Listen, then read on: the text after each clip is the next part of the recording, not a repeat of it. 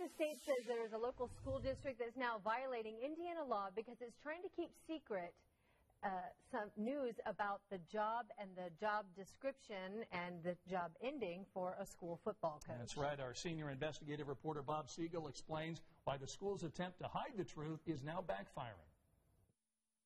We first exposed this story back in January involving the head football coach at Fishers High School. Longtime coach Rick Wimmer was suspended 5 days without pay in December.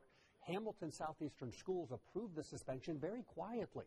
In fact, the school board didn't even list his name, only his employee number. State law says schools must release a factual basis for teacher discipline, but the school district refused to do that, instead saying only that Wimmer failed to implement instructions. So 13 Investigates filed a formal complaint with the Indiana Public Access Counselor.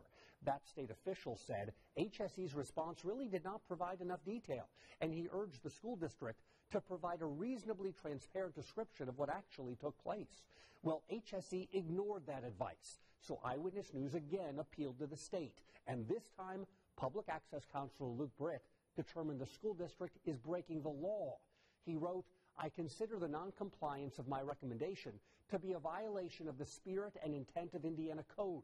And he added, "Public school employees work for and on behalf of the public at large. They're servants of the people.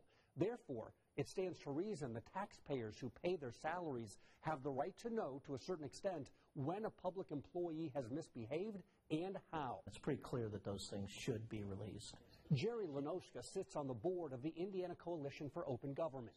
He says the Public Access Counselor isn't the only one who should be concerned by what Hamilton Southeastern Schools is trying to hide. If you're running a school corporation where people send their children, they're interested in their children's education, their children's safety, they want to know about the teachers and employees who are around their children, why wouldn't you want the fullest level of transparency?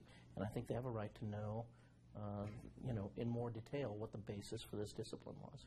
Based on the state's opinion, Eyewitness News can now take the school district to court if HSE continues to hide the details of the suspension. Again, state law says when teachers are suspended or fired, the public has a right to know why. That has not yet happened for the suspension involving Rick Wimmer, and that's why we keep reporting on this story. We'll continue to fight for answers, and we'll keep you posted.